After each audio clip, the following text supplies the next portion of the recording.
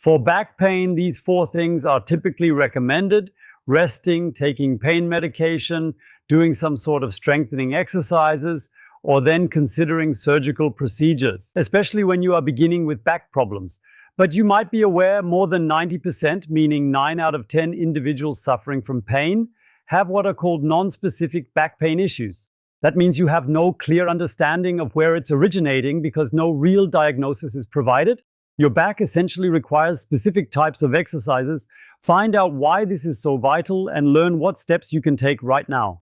Before we continue, let me take a minute to briefly explain how back pain typically occurs. That's where Ina gets in. We also have the skeleton here so you can follow easily. Ina, please sit down on the chair. And there we have the main problem, the start, because when Ina sits down, when you sit, the legs are like this, and the hip flexor running from here over the groin into the pelvis and attaching to the lumbar spine is increasingly shortened, and the fascia that are involved gradually become more tangled, which leads to an even greater tension whenever the leg is straightened again.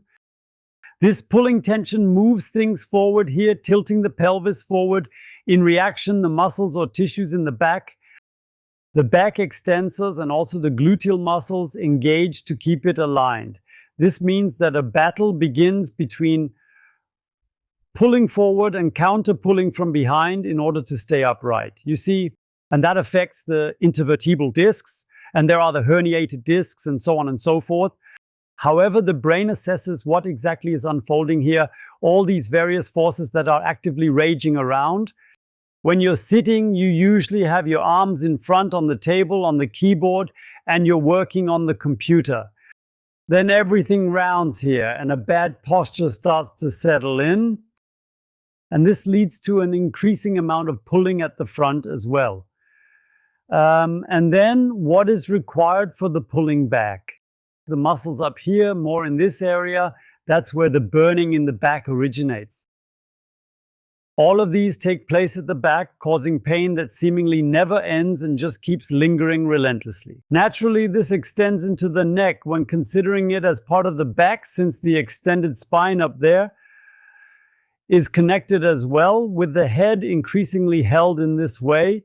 The more the back rounds, the shorter it gets in the back. Yes, and this whole process is actually completely predictable. You can now take a deep breath and relax, Ina. And ultimately, this is predetermined. It's predetermined, and sitting has a big influence on it. Other factors play a role, but that is really the biggest influence.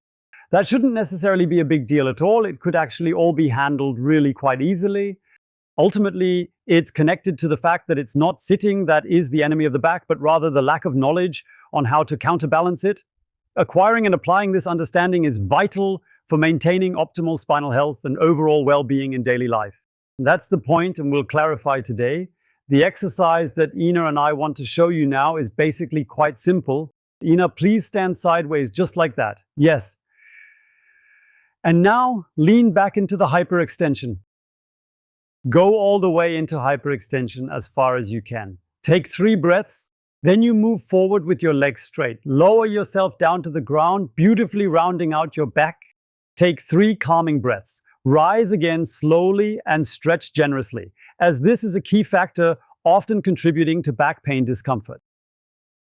And then return carefully to the normal position. At this point, we will stand like this. Right now, you should proceed by taking a step or lean towards one side. Move gracefully down towards the left side. Make sure to keep aligned as you do this. Then proceed over to the other side. Repeat that same movement once more. Yes, exactly. Extend your arms horizontally and rotate your body to the left as far as it's comfortable for you. The head too, so the neck gets something out of it as well. And then turn once to the right, really twisting with the head too. And then back again. And that's all there is to it. And do this once a day. Then you'll get to see what happens. Quite a lot happens there, really. If you found value in this video and enjoyed it, I'd be absolutely delighted if you could give me a thumbs up. Check out practical exercises featured in this playlist, thoughtfully crafted to ease back pain. And if you haven't subscribed to the channel yet, you can do that right here, right now. Bye, see you in the next video.